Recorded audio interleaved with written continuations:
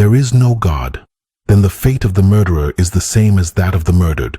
Both become nothing. How can nothingness be the destiny of everything? If death is the end, then why do you consider yourself better than Netanyahu, Hitler, or Mussolini? There might be moral atheists, but there is no such thing as moral atheism. If everyone is undoubtedly going to fail the exam, then what's the point of answering correctly?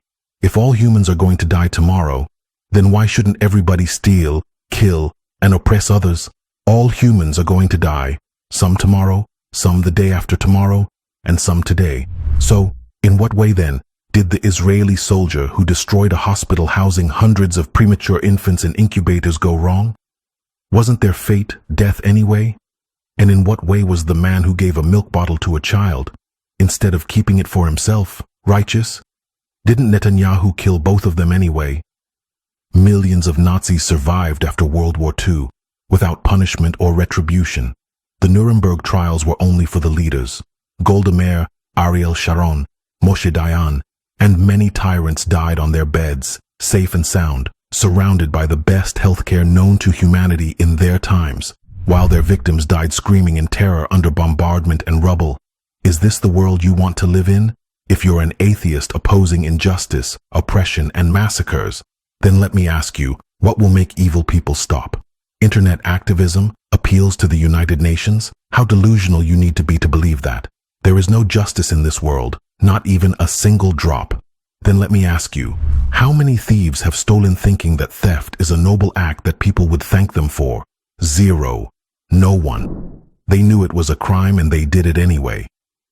Humans might reach the idea of justice without God, but what would compel them to adhere to it? There is no justice without a judge, and no judge without a force to execute his will. What power does a Palestinian child have, clutching a piece of bread, against an aircraft carrier capable of erasing 10 countries from the map? This is the justice of nature. But the justice of God, the King of Kings, is different. One of his names is the Just. He will take retribution on the day of reckoning for the hornless sheep from the horned sheep that butted it, and for the infant from the soldier. One day, the murderer will be asked for an explanation for this innocent blood. God Almighty says, قتل نفسا بغير نفس أو فساد في الأرض فكأنما قتل الناس جميعا. Quran. One day, every person will see the results of his deeds, and their deeds will be weighed on a scale that does not err, not even by the weight of an atom. Whoever does an atom's weight of good will see it, and whoever does an atom's weight of evil will see it. The Quran reassures believers and says, وَلَا تَحْسَبَنَّ اللَّهَ غَافِلًا عَمَّا يَعْمَلُ الظَّالِمُونَ إِنَّمَا يُؤَخِّرُهُمْ لِيَوْمٍ تَشْخَصُ فِيهِ الْأَبْصَارُ. Quran. This certainty is a pillar of a Muslim's faith and patience in the face of injustice, giving them the strength to persevere through hardships with a firm belief that God will indeed deliver absolute justice.